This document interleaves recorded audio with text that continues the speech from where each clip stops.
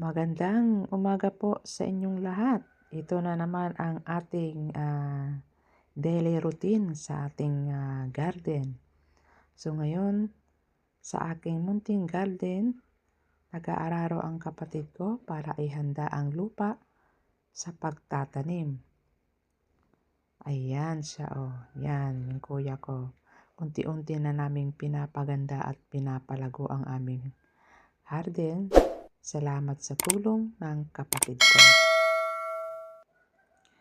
Masaya akong ibahagi ang update sa aking garden. Ang mga talong na itinanim ko ay medyo malaki na. Ngayon at ay patuloy na lumalago. Araw-araw sa bawat pagbibisita ko sa garden, nakikita ko kung paano silang unti-unting lumalakas at nagiging mas luntian ang mga dahon. Yung aking garden ay medyo maliit-liit pa siya. So, ayan yung kuya ko, nag-aararo na. Tignan nyo nga naman yung baka, kung paano siya mag-araro. Yung inaararuhan niya ay tataniman pa ng talong yan kasi nga umulan dito sa amin. So, malambot yung lupa. So, masarap siyang araruhin. O, kita nyo, nagtakil nga baka. So, ipapakita ko sa inyo yung aking garden. So, ayan yung kalabasa ko. Ayan yung bunga niya. Ang cute-cute ng bunga niya, pero super lagkit siya. Ngayon ay medyo ambon-ambon siya. O, tingnan nyo guys kung ano yung aking garden. Yan ay malapit lang yan sa bahay namin kasi. So, tingnan nyo yung lupa dyan. Ayan yung aking talong. Maliliit pa sila. So, ay madamo-damo. Yan. Dahil ilang araw na, hindi lang araw, kundi linggo, na hindi ko siya na pangalan nito, nadadamuan. So, ano yung ating sili, yung talong, yan. So, ngayon ay magtatanggal tayo ng damo. Kasi malambot niya ang ating ating lupa at ay umulan ngayon, so maganda. Lambot ang kanyang lupa. Diyan muna kayo at ay medyo busy-busy pa yung ating host. Nandoon ay pinipix natin yung ating kalabasa.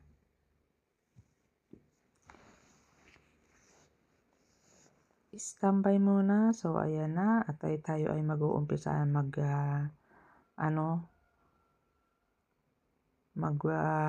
tanggal-tanggal ng mga damo dyan.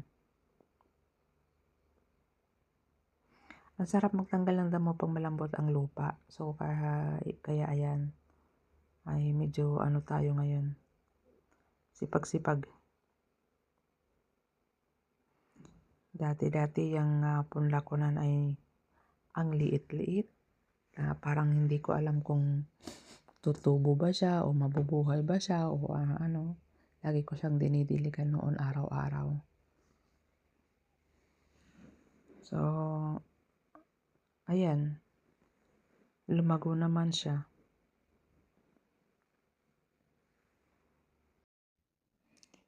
Umpisahan na natin na magtanggal ng ating damo. Ngayon ay nagtatanggal ako ng damo sa aking mga tanim na talong sa garden. Mahalaga na alisin ang mga damo para mas lumakas at mas lumaki ang aking mga talong. Unti-unti kong nililinis ang paligid ng mga halaman para mas maayos silang tumubo at mamunga. So, masaya akong alagaan ang aking mga tanim at sana ay maging maganda ang aking ani balang araw. Ngayon, binubungkal ang lupa ng aking talong para mas maging maayos ang paglaki nila. Mahalaga magbubungkal dahil ito ang nagbibigay daan para sa hangin, tubig at nutrients. Nutrients daw. Ay pa-English pa na madaling maabot ng mga ugat na talong. Anya moten. Nagrigat ang Tagalog. Ag Ilocano man lang inin. Kapag mas magaan at maayos ang lupa, mas malakas at malusog ang paglaki ng ating mga tanim. So habang binubungkal ko ang lupa, tinatagal ko rin ang mga damo at iba pang sagabal na maaring pumigil sa paglaki ng talong na nakakatuwang makita na sa bawat. Ang pagbubungkal ay mas nagiging handa ang lupa para sa pagtubo ng mga halaman natin.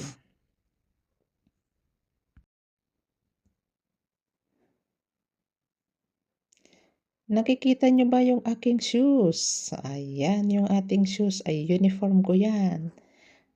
Kasi, mas maganda kasi pag may bota ka. Botaan niya, bota ti Ilocano, no anya Tagalog, no anya. Tapos, syempre, ang uniform natin na laging may sombrero, mayroon tayong pantalon na komportable kasi ako pag nasuot ako yung bota kahit mainit. Alam mo yung bakit? Para hindi madumihan yung ating paa. So, yan ang purpose ko dyan sa bota na kahit mainit.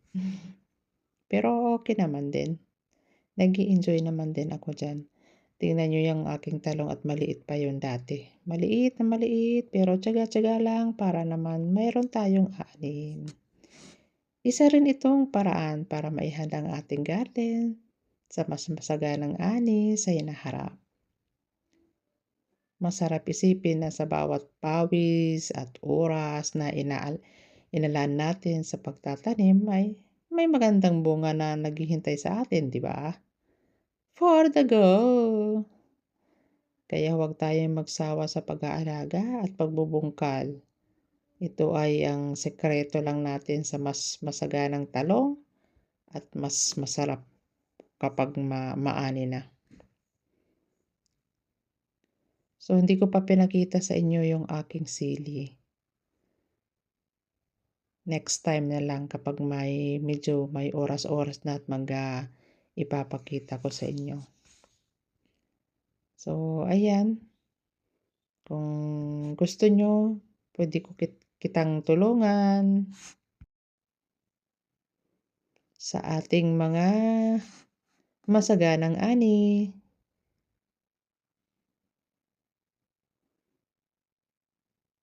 Mahirap nga naman din talaga mag-garden. Pero yan talaga alam nyo yun, yung may habit ka talaga na hindi ka mapakali. Kaya minsan nga pag nagla-live ako ay hinahayaan ko lang dito sa bahay para makapag-garden lang ako.